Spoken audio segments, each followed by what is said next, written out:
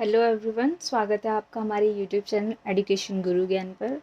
आशा करती हूँ आप सब लोग बहुत अच्छे होंगे। हमने लास्ट क्लास में प्रेजेंट इंडेफिनिट और सिंपल टेंस को कंप्लीट किया है। अब हम प्रेजेंट कंटिन्यूस टेंस करेंगे और ये हमारा सेकंड सब पार्ट है प्रेजेंट टेंस का। तो आइए चलिए कंटिन्यू करते हैं।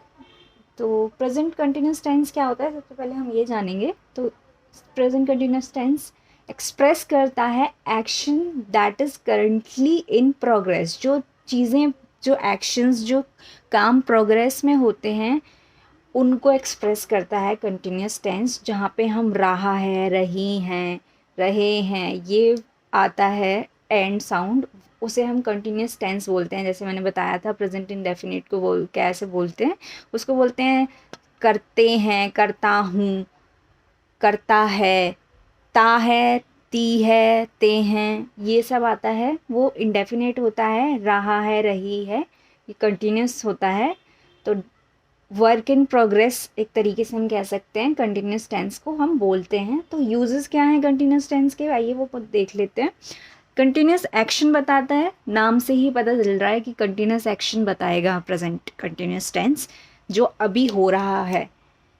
अभी हम क्या कर रहे हैं, अभी हम पढ़ रहे हैं, तो ये भी एक प्रेजेंट कंटिन्यूस टेंस में ही आता है। वी आर लर्निंग, राइट, और we are studying, we are reading, तो ये सब हो गया प्रेजेंट कंटिन्यूस टेंस। फिर सेकेंड हम पढ़ते हैं, क्या बताता है ये, which have these words.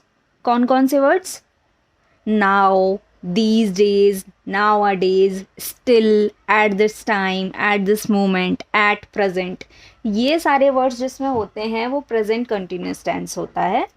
Third देखते हैं हम, to denote a change of present state. Present state है, जो प्रेजेंट टेंस है हमारा, प्रेजेंट इंडेफिनिट टेंस, उसमें चेंजेस आ रहे हैं। जैसे करता है से कर रहा है, जो में जो बदल जाता है उसको हम कंटिन्यूस बोल देते हैं। Situations into another, to denote a change of present state और सिचुएशंस इनटू अनदर, जो चेंज बताता है हमें, वही प्रेजेंट कंटिन्यूस टेंस है। फोर्थ देखते हैं, to show those events actions that will take place in near future.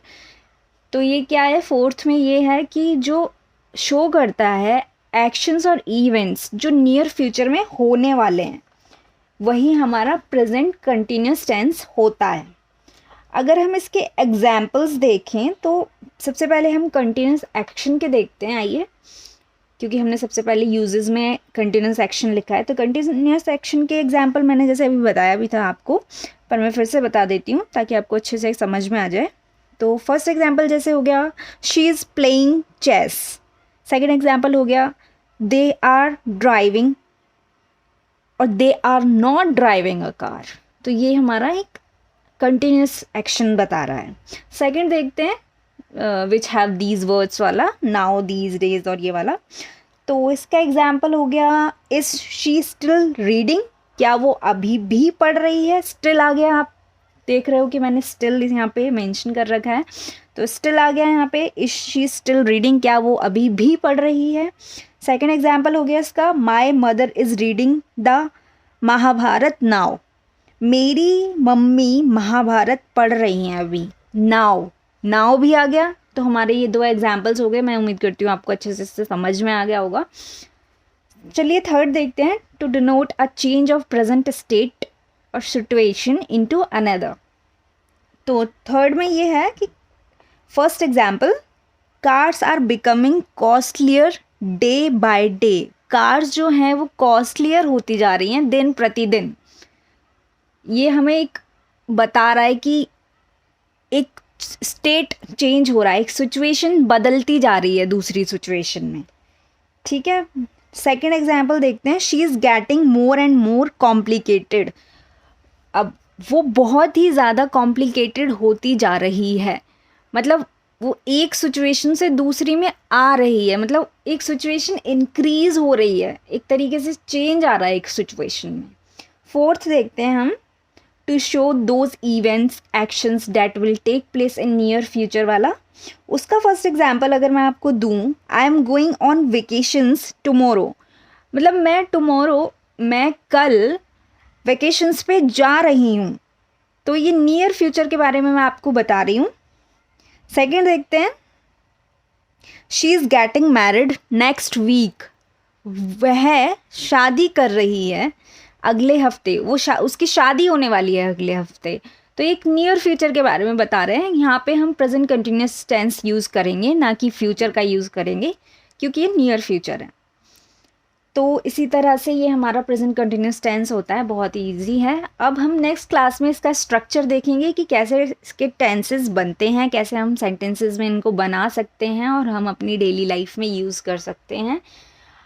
आप लोगों को यहाँ तक बहुत अच्छे से समझ आया होगा, क्योंकि मैंने पूरी कोशिश की अच्छे से समझाने की। बस ये यूजेस हैं, इनको आप थोड़ा अपने माइंड में बिठा लीजिए, तो आपको बहुत ईजी हो जाएगा सब कुछ समझना और करना। बाकी पढ़ना तो बिल्कुल भी मुश्किल काम नहीं है, सबसे इजी मुझे लगता है कि पढ़ाई ही होती है।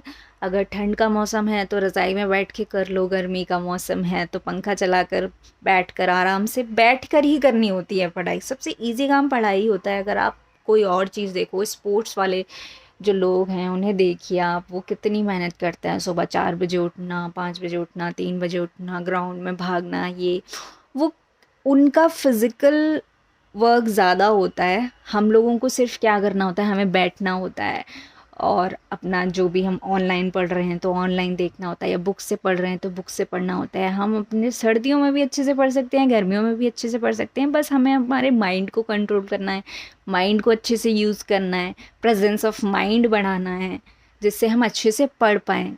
सब लोग बोलते हैं कि अरे हम पढ़ने बैठते हैं पर अच्छे से हमारी पढ़ाई हो नहीं पाती है, हमारा दिमाग नहीं लगता, 2-3 मिनट तो ठीक से पढ़ाई हो जाती है, उसके बाद सेम वही। एक तो फ़ोन का आजकल इतना एडिक्शन हो गया है कि वो तो जाता ही नहीं है। तो फ़ोन का सबसे बड़ी बात यह है कि आप अगर फ़ोन से ऑनलाइन पढ़ रहे हैं, ज़्यादातर लोग फ़ोन से ऑनलाइन पढ़ते हैं, यूट्यूब वगैरह पे वीडियोस देखते हैं, तो इसका ऑप्शन ये है कि आप DND पे अपना फ़ोन लगाइए, डू नॉट डिस्टर्ब मोड पे, आप पढ़िए वहाँ से। हर नोटिफिकेशन को ऑफ कीजिए, अपनी सोशल मीडिया जो अदर साइट्स हैं आपकी जो यूज़ करते हैं आप, कुछ देर को सब चीज़ साइड में रख दीजिए, अपनी सारी personal problems, family problems, everything, और जस्ट फोकस कीजिए अपनी पढ़ाई पे।